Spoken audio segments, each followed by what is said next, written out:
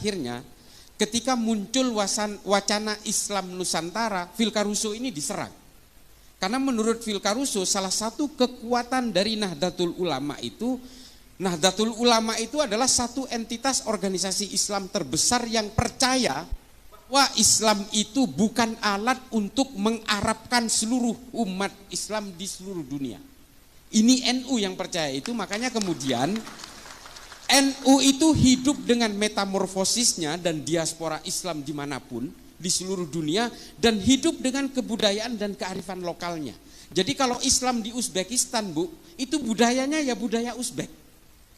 Islam di Cina itu budaya yang dipakai adalah budaya kearifan lokal Cina. Suku Hui dan termasuk orang-orang Cina di daerah-daerah provinsi bagian barat Cina, itu kebudayaannya kebudayaan Cina. Nah, kalau kita perhatikan dari bagaimana orang Islam ini kemudian menyebar dan kemudian menjaga budaya-budaya lokal itu supaya tidak keluar dari maqasidus syariah, ini sebenarnya pesannya Nabi. Kita tidak boleh percaya bahwa Islam ini adalah instrumennya Allah untuk mengarabkan manusia. Kita tidak boleh percaya itu. Islam ini bagi siapapun. Mau orang Islam di Brazil, di pedalaman Amazon sana, itu boleh memeluk Islam dengan berbagai situasi sosial circumstancesnya. Ini bahasa akademisnya. Dengan berbagai lingkungan sosialnya. Lalu kemudian Nabi menganjurkan kita supaya Islam ini menjadi agama yang bisa menjadi rahmat bagi seluruh umat manusia dan seluruh alam semesta sampai hari kiamat. Artinya apa? Kita tidak boleh terpaku kepada satu budaya saja. Tidak boleh. Yang kita maksud dengan Islam Nusantara itu adalah Islam dalam konteks budaya, bukan dalam konteks hukum-hukum fikih yang mengikat. Lalu kemudian ditanya, oke, kalau orang NU mau naik haji berarti jangan ke Mekah dan Madinah. Itu adalah hukum-hukum agama yang mengikat. Kita tetap ke sana. Orang Syiah aja naik hajinya ke Mekah juga kok. Masa orang NU naik hajinya ke tempat lain? Enggak. Konsep yang dinamakan dengan Islam Nusantara ini yang nerangkan, yang orang Islam di Indonesia kok nggak ngerti-ngerti sih. Justru yang menerangkan ini orang Amerika, namanya Phil Caruso. Menurut Phil Caruso, salah satu kekuatan NU itu adalah bahwa dia bisa melebur ke dalam budaya apapun tanpa harus menjelek-jelekkan perbedaan di antara seluruh umat manusia di Indonesia. Ini kelebihannya NU. Ini menurut Phil Caruso, bukan kata saya. Dan kata Phil Caruso juga, NU tidak pernah punya riwayat memberontak dan melawan kepada negaranya sendiri. Coba, ini NU kata Phil Caruso. Makanya kemudian NU itu menjadi satu kekuatan tunggal di Indonesia yang kemudian ada sekoci-sekoci di sekitarnya, ada Muhammadiyah, ada Persis, ada Al-Irsyad. Al-Irsyad zaman dulu bukan yang sekarang. Al-Irsyad yang sekarang udah tercemar. Ini direkam kan, biar jadi perhatian lah, nggak apa-apa. Al-Irsyad zaman dulu isinya itu adalah para habaib yang tawaddu. Hari ini Al-Irsyad sudah tercemar dengan paham-paham ideologi transnasional yang mengajarkan orang untuk menjahiliahkan orang, membid'ahkan orang dan sebagainya. NU tidak pernah gelisah dengan keimanan orang, Bu. Kita tidak dididik untuk kemudian membenci orang yang berbeda. Kita tidak pernah dididik untuk menjadi seperti itu. Saya lahir di keluarga pesantren, saya lahir dari kalangan Nahdien hingga hari ini, saya tidak pernah diajari untuk membenci, mencaci maki, mencelakai, membinasakan orang lain yang berbeda. Tidak pernah. Nah, itu yang kemudian menjadi kandungan utama dari NU. Nah, kemudian NU ini menjadi tonggak yang sangat penting di negara ini. Kenapa? Nah, ini tinjauan secara empiris dari yang dilakukan oleh Phil Caruso dalam penelitiannya, karena berangkat dari penelitian terhadap Densus. Bapak Ibu sekalian, Phil Caruso mengatakan Densus telah berhasil mengatasi gerakan-gerakan radikal, ekstrim dan teror di Indonesia, tapi tidak bisa ditiru oleh negara lain. Nah, ini ditulis sampai sekarang masih ditulis oleh salah satu website namanya Middle East Institute, MEI. Ada itu, kalau mau di googling bisa baca. Nah ini tulisan Phil Caruso yang mengatakan Densus itu berhasil mengatasi gerakan teror di Indonesia, tapi tidak bisa ditiru oleh negara lain. Somalia itu mati-matian mau niru Densus nggak bisa. Karena apa? Kata Phil Caruso nih, kata Phil Caruso. Karena negara lain tidak bisa meniru Densus, karena negara lain tidak punya NU. Baca, kalau saya disangkain ngecap, baca tulisan googling aja Phil Caruso, PHILCARUSO, baca di situ, muncul paling awal di situ. Nah, ini bisa dibaca, artinya apa? Karena tidak punya NU. Apa coba? Mengapa NU itu kok seolah-olah betul-betul dianggap paling penting di negara ini? Sok penting gitu. Enggak juga. Banser itu, saya kenapa nangis tadi waktu apel Banser, Bu? Saya itu betapa bangganya. Wallahi, tallahi, billahi, saya betul-betul begitu bangganya saya melihat tadi apel Banser. Saya membayangkan kalau Mbah Hashim hidup hari ini. Coba bayangkan betapa bangganya dengan barisan serbaguna ini. Dan betapa bangganya dengan kalangan muslimat dan juga berbagai banom-banom NU yang sudah mekar.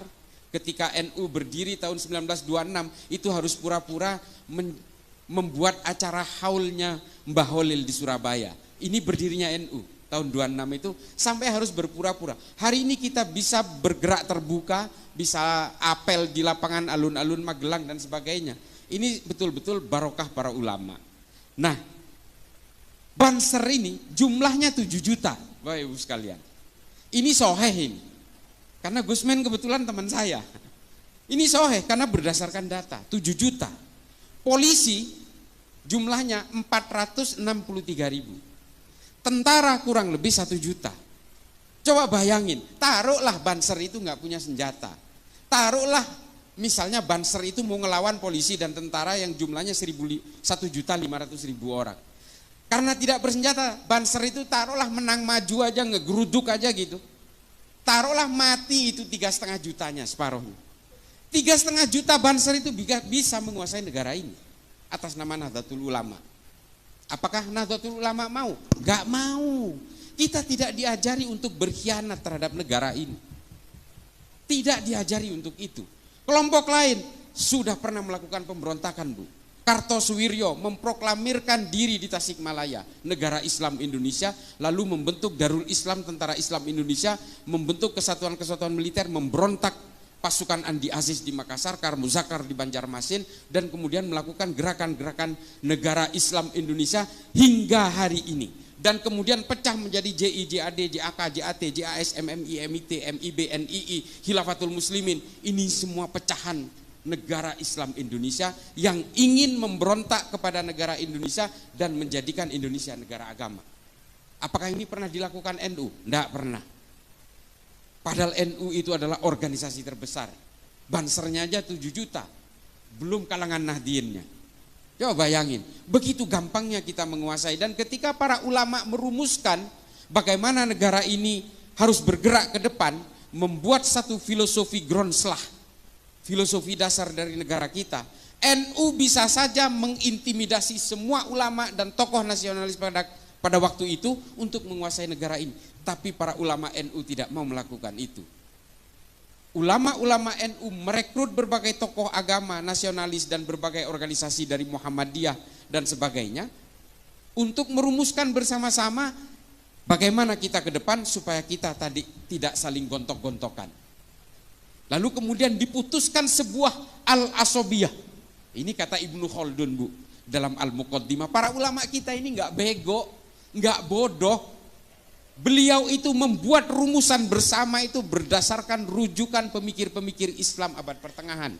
Namanya Ibnu Khaldun, namanya Abu Bakar Ahmad Ad-Dinawari. Ada kitab namanya Al-Mujalasa wa Jahirul Ilmi yang membahas tentang bagaimana membela negara. Dan kemudian merumuskan Pancasila dengan Bhinneka Tunggal Ika, yang kemudian setelah kita teliti hari ini ternyata terilhami dari tulisan Ibnu Khaldun dalam Al-Muqaddimah pada abad ke-13. Coba, ulama kita ini nggak begitu aja memikirkan itu. Oh, kemudian kalau kita berpikir hari ini al-asobiyah itu adalah Pancasila, ya itulah hasil rumusan para ulama.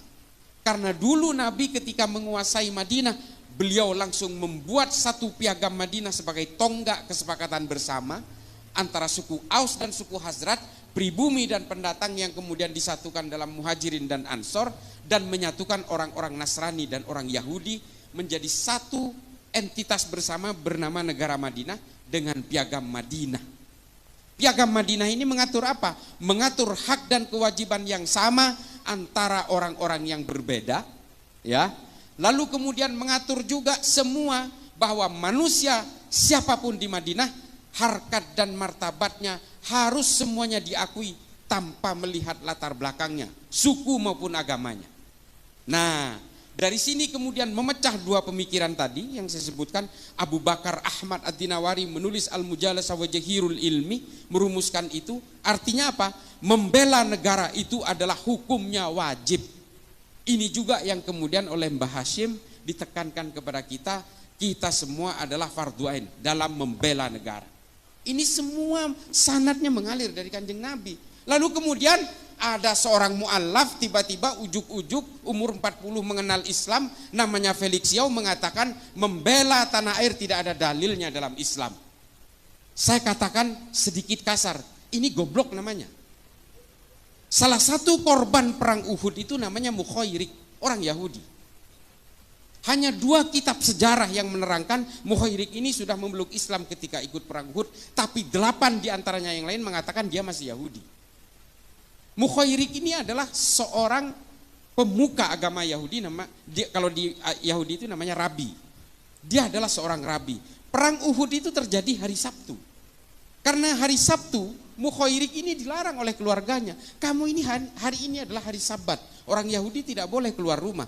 Tapi Mukhairik mengatakan, saya harus membela Nabi karena selama ini Nabi telah melindungi kita. Kaum minoritas seperti kita dilindungi oleh Nabi, maka ketika Nabi berperang saya harus ikut. Mukhairik memaksa keluar untuk berperang bersama Nabi dalam perang Uhud, lalu kemudian Mukhairik gugur.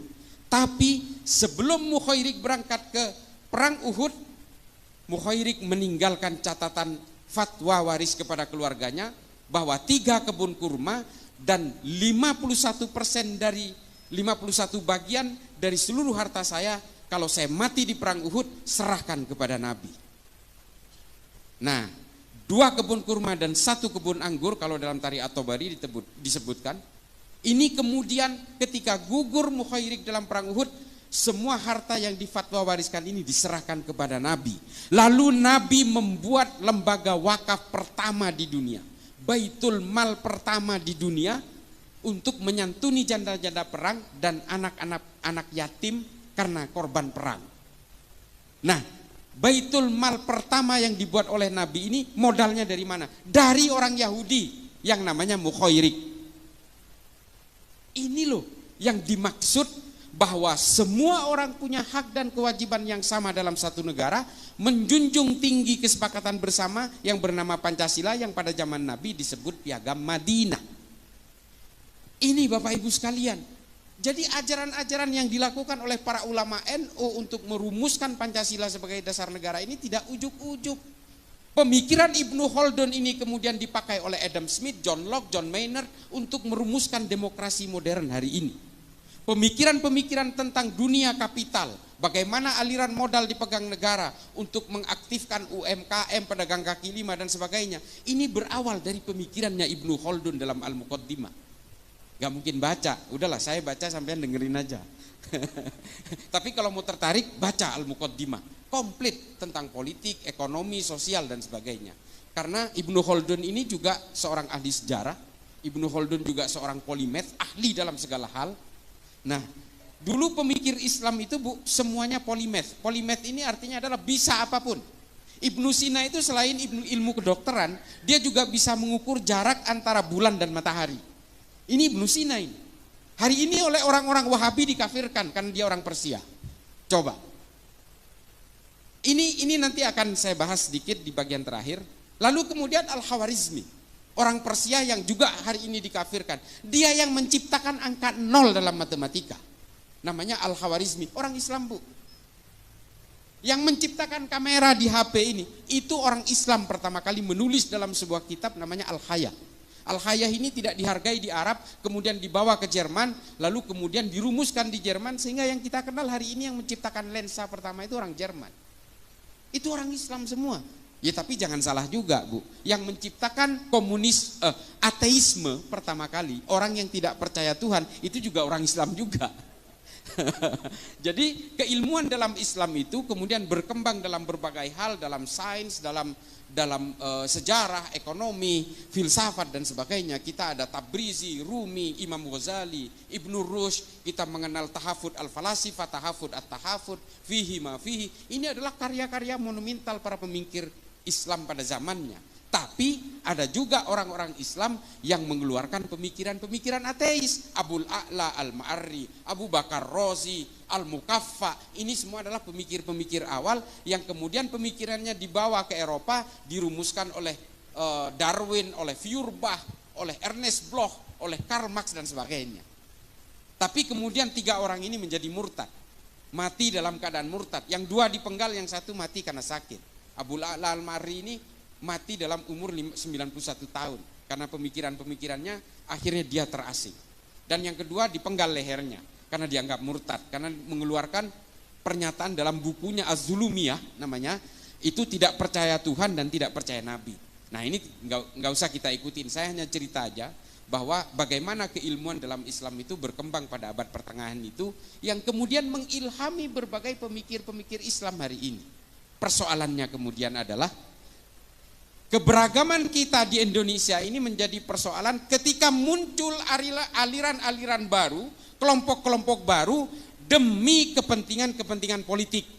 Nah ini Bu, soal politik inilah yang memporak-porandakan semua agama. Semua agama hancur lebur dan terpecah belah menjadi sekte-sekte dan aliran-aliran karena kepentingan-kepentingan politik. Islam terpecah belah karena politik. Orang Islam membunuh Sayyidina Utsman, orang Islam membunuh Sayyidina Ali, membunuh Sayyidina Hasan, Sayyidina Husain, terlibat dalam perang sesama orang Islam, perang Jamal, perang Siffin, perang Hurrah, perang Nahrawan, perang Zab. Ini perang sesama orang Islam karena apa? Karena persoalan-persoalan politik.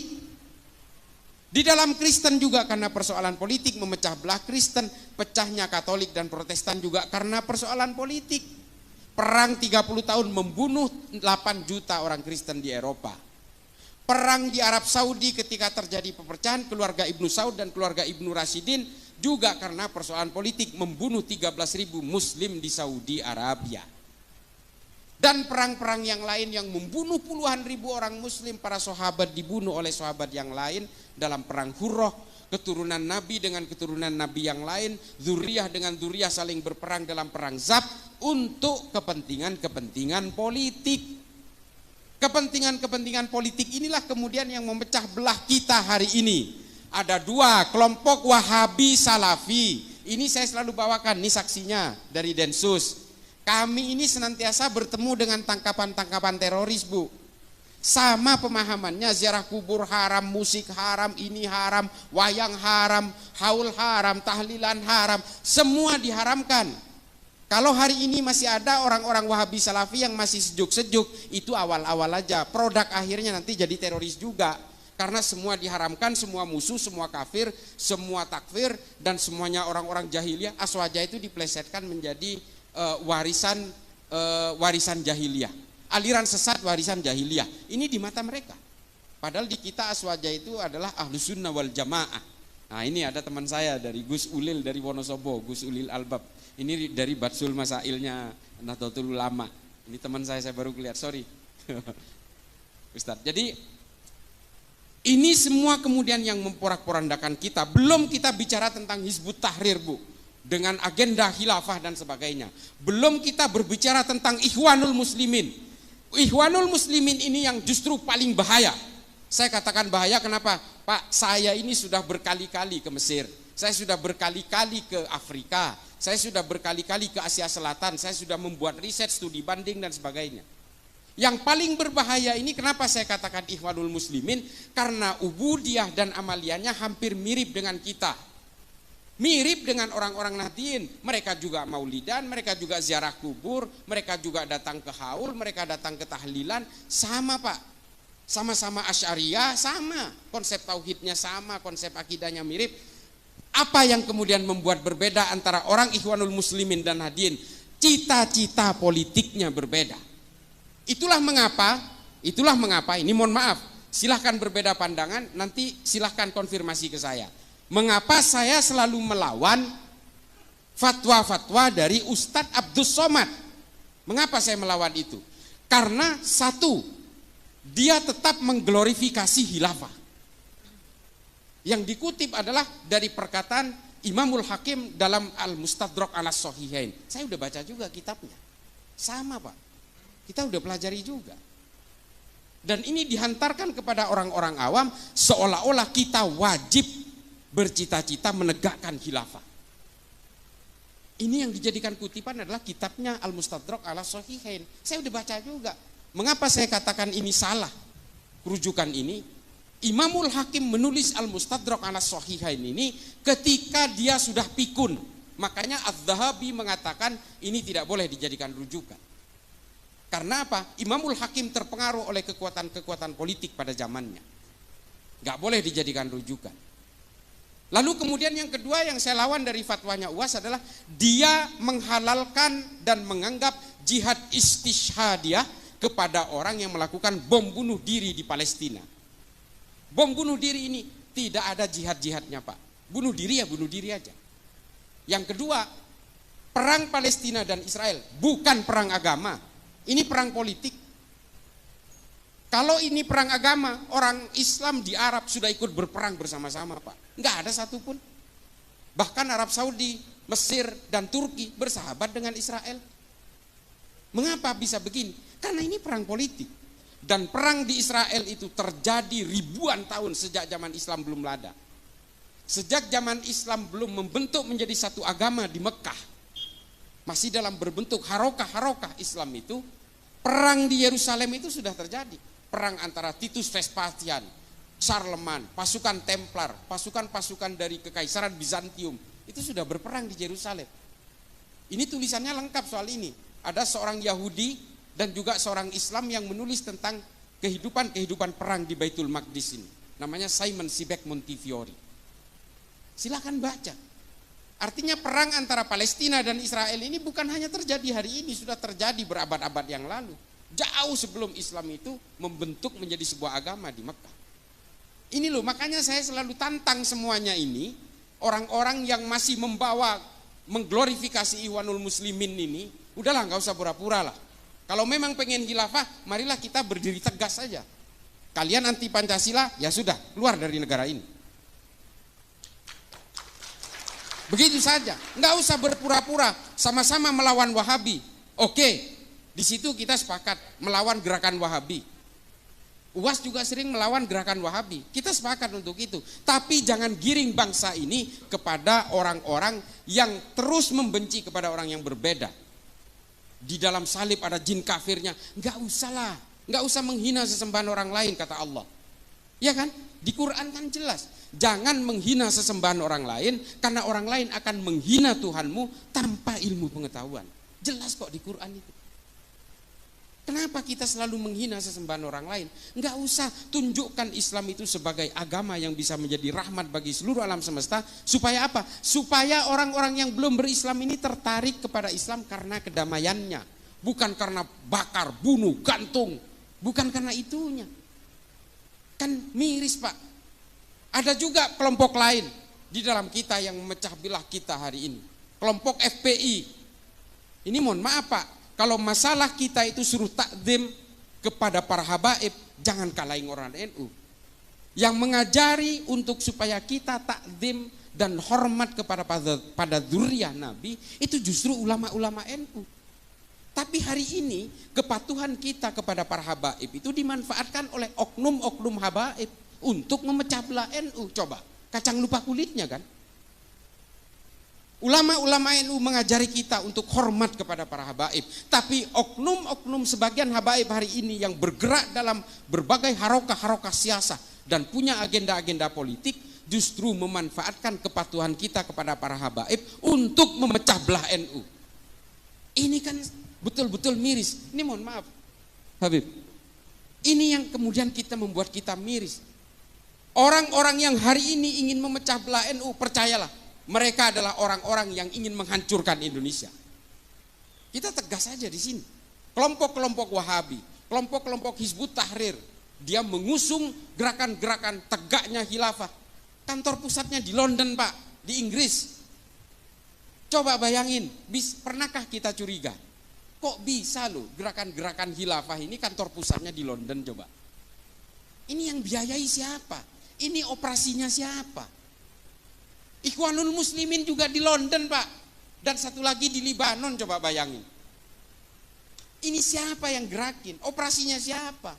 Lalu dia datang ke Indonesia membawa gerakan-gerakan Hizbut Tahrir, gerakan-gerakan khilafah, tegaknya daulah dan sebagainya, mengacak-acak kita, mengadu domba kita. Dan di Madura, Pak, di kampung saya hari ini, yang namanya NU, belum tentu NU, Pak. Bisa jadi NU aliran garis keras yang terpapar oleh FPI. Ini di Pamekasan contohnya, yang mempersekusi rumahnya Pak Mahfud MD, yang menyandra Kiai Ma'ruf Amin di mobilnya, itu adalah kelompok-kelompok ini. Sama, Pak, tahlilan juga, haul juga, maulidan juga, baca-baca rotib juga, sama. Nah, yang paling terakhir adalah, lalu bagaimana kita akan bersikap? Apakah kita tidak boleh berpolitik kalau ternyata politik itu hanya memecah belah umat? Boleh, Pak. Bapak Ibu sekalian, boleh berpolitik. Kata Imam Ghazali dalam Ihya Ulumuddin mengatakan, Islam dan politik itu seperti saudara kembar. Islam diperlukan untuk mengawal ruang-ruang politik ini supaya tidak keluar dari jalur maqasidus syariah. Ini jelas. Boleh berpolitik, Pak, tapi gunakan ilmu pengetahuan. Nah, ini ilmu pengetahuan ini yang harus menjadi landasan kita hari ini, bahwa kita boleh berpolitik karena ilmu pengetahuan dan gunakan ilmu pengetahuan itu dalam berpolitik. Ini jelas. Makanya saya bukan karena sesama Madura, Pak. Saya senang sekali dengan Pak Mahfud MD. Pak Mahfud MD ini legislatif sudah, yudikatif sudah, sekarang ada di eksekutif. Padahal dia ini, Pak, hanya menggunakan ilmu pengetahuannya aja. Dan dia menggunakan ilmu pengetahuan itu dalam ruang-ruang politik. Kalau ingin dimusuhi Pak Mahfud MD, gampang, Pak, gampang. Coba aja dia sogok, Pak. Dimusuhi seumur hidup. Demi Allah, ini banyak cerita soal itu karena saya dekat dengan beliau. Wallahi, banyak orang yang mau nyogok beliau, Pak, terutama ketika kasus-kasus terakhir-terakhir ini, supaya dia diam jangan bersuara. Dimusuhi semua itu yang berusaha nyogok itu. Mulai dari polisi, tentara, semua dimusuhi. Karena menurut dia ini orang nggak amanah. Kalau dia udah pejabat negara tapi dia mau nyogok saya, berarti ini nggak amanah. Dimusuhin, Pak. Ini Pak Mahfud. Nah, banyak tokoh-tokoh dalam Islam yang berpolitik karena ilmu pengetahuan. Ada Muhammad As'ad, ada Muhammad Iqbal, ada Harun al-Rasyid. Ini semua adalah orang-orang yang kemudian menjadi pemimpin, menjadi pejabat negara, tapi menggunakan ilmu pengetahuannya. Ada Fazlur Rahman dan sebagainya. Hari ini apa yang terjadi? Kita meninggalkan ilmu pengetahuan dari dalam dunia politik kita. Yang terjadi adalah apa? Ambisi-ambisi kekuasaan. Sehingga apa? Ketika ambisi kekuasaan ini dipaksakan untuk hidup dalam negara itu atas nama agama, yang terjadi adalah apa? Upaya membuat gerakan-gerakan revolusioner. Karena apa? Kita terilhami oleh para pemikir-pemikir politik dalam Islam seperti Muhammad Qutb, Said Qutb dan sebagainya. Hasan al-Banna, ini yang kita ilhami hari ini. Sehingga apa yang kita lahirkan hari ini? Abu Bakar Ba'asyir, Oman Abdurrahman, Abu Bakar al-Baghdadi, Osama bin Laden, ini Aiman al-Zawahiri. Ini yang kita lahirkan hari ini. Kita tidak lagi melahirkan Ibnu Sina, Al-Farabi, Al-Kindi, Al-Khawarizmi, Tabrizi, Rumi, Imam Ghazali. Kita tidak lagi Ibnu Khaldun. Kita tidak lagi melahirkan mereka-mereka ini semua. Yang kita lahirkan adalah orang-orang yang mengglorifikasi kekerasan, pembunuhan, perang dan sebagainya. Upaya-upaya revolusi, gerakan-gerakan toli'ah. Nah, ini kan miris, Pak. Islam itu pernah berjaya karena ilmu pengetahuan, bukan karena politik. Itu lihat di YouTube saya dengan Bang Akbar Faisal. Saya bisa buktikan itu semua secara empirik dan historik. Kita tidak pernah berjaya dalam dunia politik. Kalau kita berjaya dalam dunia politik, sampai hari ini mungkin politik Islam sudah berjaya di mana-mana. Tidak, Pak. Di Granada tumbang abad ke-14. Kekhalifahan Turki Utsmani tumbang 1924. Dan akhirnya yang terjadi apa hari ini? Monarki-monarki di negara Arab yang masih mengatasnamakan Islam. Padahal semua itu adalah untuk kejayaan keluarganya mereka. Kejayaan dinasti-dinasti. Ini bukan politik Islam, ini politik keluarga aja. Seperti Ibnu Saud di Qatar, Kuwait, ini kan keluarga semua. Nah, ini kan mulkan-mulkan yang sebenarnya hanya mengatasnamakan Islam, tapi sebenarnya nggak Islami juga. Orang-orang dari kerajaan-kerajaan Kuwait, Qatar dan sebagainya, kalau ke Eropa, mereka pakai bikini juga, Pak. Bu, mereka pakai bikini juga. Ya artinya mengumbar aurat juga. Sama, karena mereka memang tidak Islami. Ini adalah kekuasaan-kekuasaan politik. Makanya Islam ini hanya bisa dijayakan sama seperti ketika Baitul Hikmah di Baghdad. Ketika Baghdad menjadi epicentrum peradaban dunia. Mari anak-anak kita rangsang untuk memajukan ilmu pengetahuan dalam Islam. Belajar semua keilmuan dalam Islam yang sangat ini seperti samudra, Bu. Saya ini sampai sekarang Bapak Ibu sekalian, saya itu baca buku itu 1000 halaman per bulan. Ini ada ajudan saya ini. Saya itu di mobil, di rumah, di kantor kadang-kadang, di pesawat, saya selalu baca buku. Karena saya meyakini dengan membaca buku, saya bisa menularkan kepada generasi-generasi berikutnya. Islam ini kalau menjauh dari ilmu pengetahuan dan hanya mendekat kepada kekuasaan-kekuasaan politik, pada akhirnya Islam ini tidak akan menarik. Yang membuat orang menarik itu adalah ilmu pengetahuan. Orang cinta kepada Islam karena Ibnu Sina banyak. Pemikiran Ibnu Sina dalam ilmu anatomi tubuh dipakai sampai sekarang. Angka 0 dalam matematika yang dikeluarkan Al-Khwarizmi dipakai sampai sekarang. Coba, ilmu-ilmu aljabar dan sebagainya. Pemikiran-pemikiran Ibnu Sina tentang astronomi, tentang astrologi dan sebagainya, ini dipakai sampai sekarang. Ilmu tentang biologi, tumbuh-tumbuhan, ini ditulis dalam kitab An-Nabat oleh Abu Bakar Ahmad Ad-Dinawari. Sampai sekarang dipakai tentang ordo klasifikasi tumbuh-tumbuhan. Ini dari Islam semua, Bu, Bapak Ibu sekalian. Makanya kembalikan kejayaan Islam ini lewat ilmu pengetahuan. Kalau dengan politik kita hanya bermimpi tentang perang, bagaimana melakukan proses negosiasi politik di tingkat elit, bagaimana berbagi konsesi kekuasaan dan sebagainya. Enggak jauh-jauh dari situ. Dan ketika satu negara itu dikuasai oleh kelompok Islam, percayalah nanti akan berperang dengan sesama kelompok Islam. Di Afghanistan sudah terjadi, Bu. Taliban menguasai atas nama Islam, tapi kemudian muncul musuh dari Aliansi Utara, muncul musuh dari ISIS Khorasan. Karena selalu begitu, Bu. Kekuasaan yang mengatasnamakan agama pada akhirnya terjebak dalam firqoh-firqoh yang berbeda-beda. Kelompok-kelompok yang berbeda. Karena apa? Dari tafsir-tafsirnya di Islam itu sudah berbeda-beda. Dari mazhab sudah berbeda-beda, dari manhaj sudah berbeda-beda. Makanya ketika kelompok Islam itu menguasai satu panggung politik, biasanya perpecahan terjadi. Yang satu ingin begini, yang satu ingin begitu. Pada akhirnya apa? Yang satu semua ingin diakomodasi, perang satu sama lain sesama Islam. Ini sudah terjadi. Sunni dan Syiah itu pecah karena persoalan politik. 1400 tahun belum selesai permusuhannya sampai hari ini. Nah, jadi Bapak Ibu sekalian, kalau ingin memajukan Islam, rangsang anak-anak kita, cucu-cucu kita untuk belajar tentang ilmu pengetahuan, tentang basis-basis era digital segala macam. Algoritma digital, algoritma berbagai pemikiran yang bersifat lebih ke depan, visioner ke depan. Ini berikan kepada anak-anak